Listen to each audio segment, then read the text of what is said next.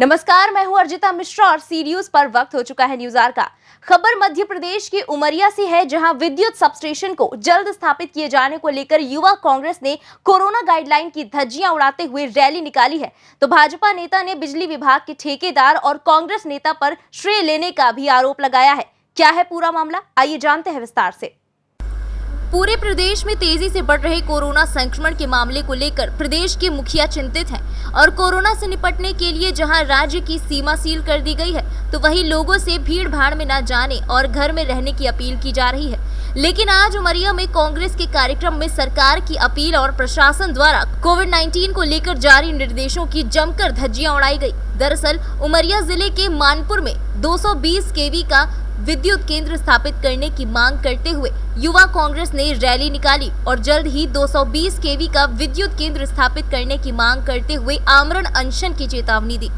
युवा कांग्रेस ने ये नहीं सोचा कि जहां पूरे देश में कोरोना की स्थिति पहले से ज्यादा काफी भयावह स्थिति में है, वो अपनी राजनीतिक रोटी सेकने के लिए कोरोना गाइडलाइंस की धज्जियां उड़ाने से पीछे नहीं हटे।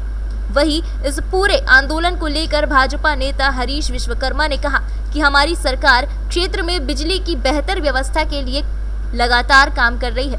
इसके लिए 220 केवी का विद्युत केंद्र स्थापित किए जाने की स्वीकृति भी मिल चुकी है, जिसका काम जल्द ही होने वाला है। लेकिन बिजली विभाग के ठेकेदार कम कांग्रेस नेता को जब ये विद्युत केंद्र स्वीकृति की जानकारी मिली, तो वो श्रेय लेने के लिए इस तरह के औचित्यहीन आंदोलन कर रहे हैं, जबकि हमारी भाजपा सरकार इस ओर लगातार काम कर रही है। बद से बदतर हो चुकी है। यहाँ पंखे, कूलर, टीवी बिल्कुल नहीं चल रहे हैं और क्षेत्र में तो किसानों को कूलर, टीवी नहीं चाहिए, उनको सिर्फ पंप चलना चाहिए, जिसपे वो उनका आय का स्रोत सिर्फ खेती है। और वहाँ पे जो है खेती के लिए इतना वोल्टेज कम है कि उनके पंप नहीं उठते हैं। कई वर्ष पहले, कई वर्षों से किसान आत्महत्या करने के लिए मजबूर है, पलायन करने के लिए मजबूर है। इसलिए आज युवक कांग्रेस यहाँ पर आमरण अनशन कर रही है और प्रशासन से पूछना चाहती है कि ये 220 केवी का सब स्टेशन कब बनेगा। ब्लॉक के जो वो हैं ब्लॉक युवक कांग्रेस अध्यक्ष, क्योंकि वो विभाग में ठेकेदारी भी करते थे, इसलिए उनको सारी कुछ बातें मालूम है। इसलिए उनको ये मालूम हो गया कि ये काम शीघ्र ही होने वाला है, तो क्यों ना ये आंदोलन की घोषणा करके हम बिना कुछ किए श्रेय लेने का प्रयास करें। और उसी के तहत ये जो है बिजली का आंदोलन इनने घोषणा किया है। और ये मैं तो ये कहता हूँ कि इनके द्वारा किया कुछ नहीं गया है, केवल ये जानकर कि ये काम होने ही वाले हैं।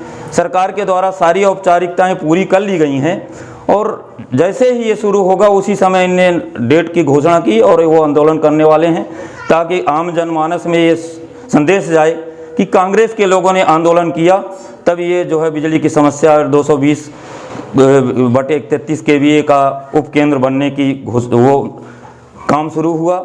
वस्तुतः यही बात है कि इनके द्वारा काम कुछ किया नहीं गया है और बिना काम किए ही श्रेय लेने का प्रयास कर रहे हैं। उमरिया से सी न्यूज संवाददाता केजी पांडे की रिपोर्ट। कहना गलत नहीं होगा कि अपनी राजनीतिक रोटी सेकने के लिए पार्टियां किसी भी गाइडलाइंस की मोहताज नहीं है।